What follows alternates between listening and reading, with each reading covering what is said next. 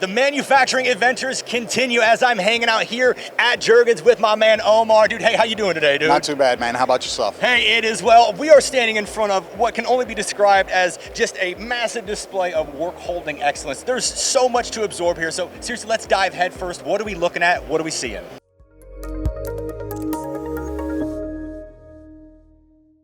What we're looking at here is our 5-axis applications. So we got our subplates that you would custom design for any 5-axis machine tool.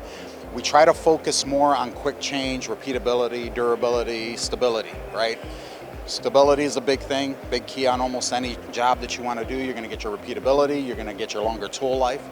You know, it's a win-win for everybody. So what we try to work on is trying to make it the most easiest system to work for everybody, right? So what we want to do is we have our 5-axis pyramids, we have our 5-axis risers, we got our 5-axis self-centering vise.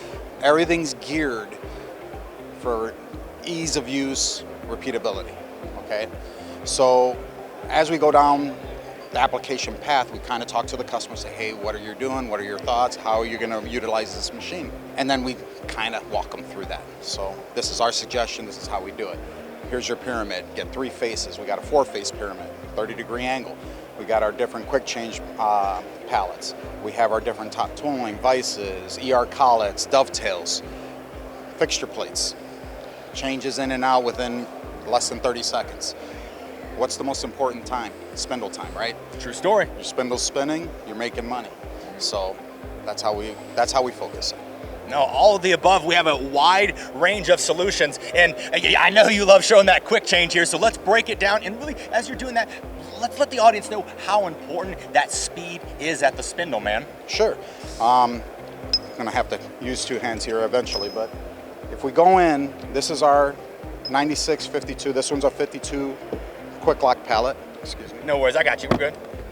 So you basically unlock your pallet, takes a couple seconds, drops in. You can take that same pallet, turn it 90 degrees. Everybody knows the 9652 repeatability, plus or minus 3/10. You can turn it 90 degrees all the way around, change your ops around, you lock it in, she's ready to go.